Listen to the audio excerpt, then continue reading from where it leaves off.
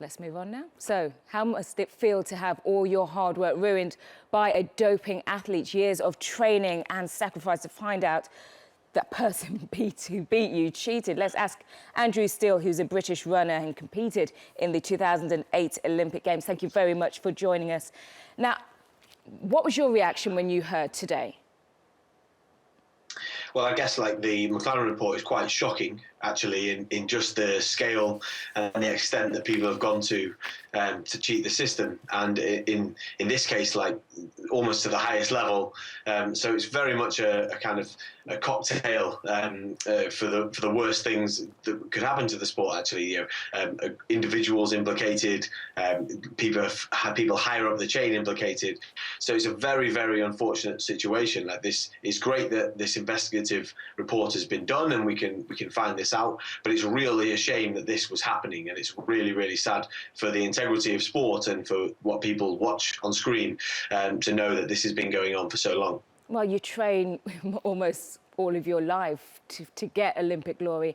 How does it make you feel to know that the person who beat you has been cheating? Well, in my case, we finished fourth in the 4x400 meter relay back in Beijing in 2008. And ahead of us were the Russian team.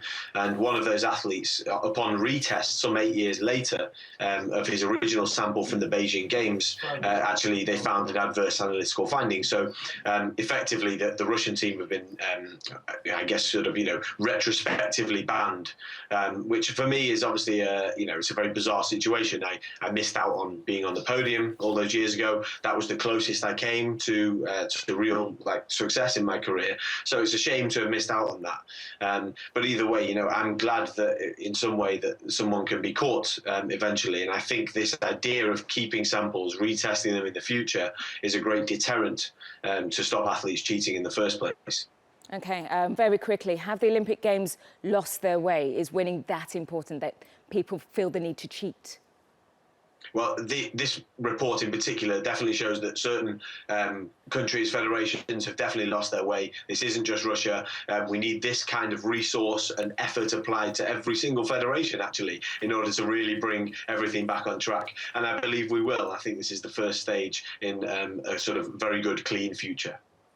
All right, Andrew, thank you very much for speaking to Beyond the Game, and well done on your bronze.